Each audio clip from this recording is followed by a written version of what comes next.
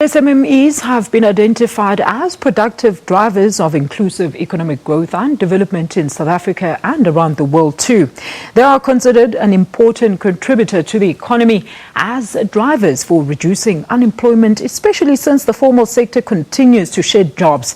SMEs foster the diversification through their development of new and unsaturated sectors of the economy. And for more analysis on the SMEs, I'm very pleased to be joined in studio by experienced entrepreneur and co-master licensee of Action Coach SA, Mr. Harry Welby-Cooke. Harry, thank you so much for joining us. Great. Thanks, Alicia. Harry, do tell us, let's start with this.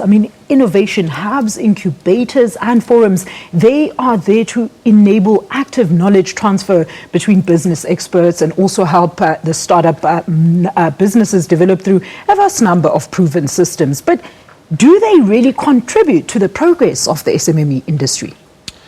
I think, of course, they do. I think they do a lot of good work. But SME development is really an important part of any country's future. But it needs to take place at kind of two levels. I think one is we need to get people into entrepreneurship. And a lot of those sectors that you just mentioned, incubators, those kind of things, they get people into entrepreneurship for the first time, which is critical. At the same time, though, we need to take existing entrepreneurs and fast track their growth. An example I always use there is around transformation at the Springbok rugby level. Yeah. You need to do it at two different levels. You need to do it at 4-year-old level. Development. And give little boys oval balls to play, and little girls too for that matter, instead of round balls. But you also have to fast track strong, fit, healthy athletes maybe playing another sport in their late teens, high school stage, so that they can fast track into the rugby side. Yeah. And we need to do exactly the same at the business level. Harry, a lot of people, we hear this vague statement all the time that SMEs are the actual backbone of our economy. But what facts do back this up then? Well, I think there's a number of facts. I think it's the amount of people employed, it's the contribution to GDP, it's the growth, in the sectors that are coming from. So there's a lot of stats that show that, because as you mentioned, the formal sector continue to shed jobs, and it's not a South African phenomenon. I think a lot of people are looking to government and the formal corporate sector to employ more people, and the reality is they won't. Their model, the economic model, is such that they need to do more every year with less. And unfortunately, people are the easiest to go by. So we have to really promote entrepreneurship and business growth. Look, Harry, with that said, then, let's identify both these. The leading SMEs and those that are disrupting the industry. What can you talk to us about? Well, I think we've seen that specifically at international level, and we're seeing it more and more in South Africa, that small companies with literally no resources often are looking at the more sophisticated industries and going, well, there has to be a better way. There must be a cheaper, quicker, faster way of doing this. And that type of thinking is resulting in a whole lot of industries changing. I think there's the typical ones that we always talk about are companies like Uber, Airbnb, those kind of companies that literally with no stock, no assets, no fixed overhead have managed to make massive growth.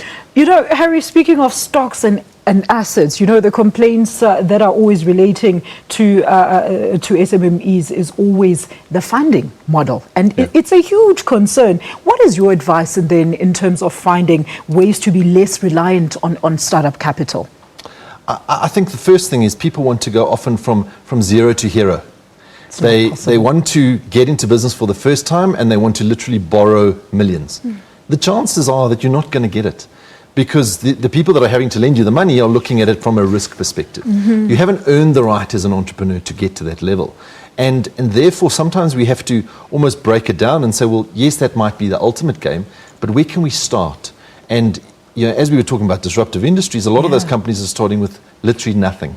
And it's really to look beyond the kind of normal formalized banking sector. There's a lot of support programs that government offer, a lot of non-core traditional funding organizations, and a lot of things nowadays like crowdfunding and things like that to get into the business market. Look, Harry, you're an expert entrepreneur, and I'm sure you've heard this phrase quite a few times, that most SMEs will probably perish in the first 3 years of its inception. What is the problem then in this country, and how do we help that? See, I think we often as South Africans think it's a South African issue. It's not. It's a global phenomenon. And the reality is, no matter how we've evolved as society, we don't train and prepare entrepreneurs to run their business. We train people technically. So I often use a plumber as a good example. A plumber that's tired of working for his boss opens a plumbing business. That's true. He might be the best plumber that the world has ever seen, but that doesn't make the business successful. That's the same with a chef, a doctor, an IT programmer. We go into those kind of businesses where we've got the skill or the passion. That's not what makes a business successful. It's the overall skills that are lacking. And that's where we need to focus to help people grow sustainable, profitable businesses. Ooh, and speaking of that, Harry, then what do you predict in terms of the future of our SMMEs in this country?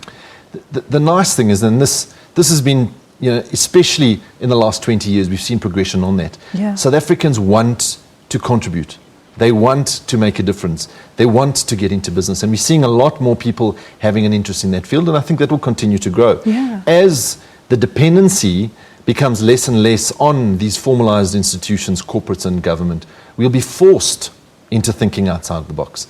It will be purely out of necessity, which sometimes that's what moves people. We don't always do it comfortably. We have to get a bit of a push to do it. Yeah. But we're definitely going to see a lot more growth in that space and a lot more businesses being successful and South African businesses playing on the global stage. Harry, thank you so much for that. Hey? That was Mr. Harry Welby-Cooke, an entrepreneur and co-master licensee of Action Coach SA. And he was talking to us about SMMEs and the effect in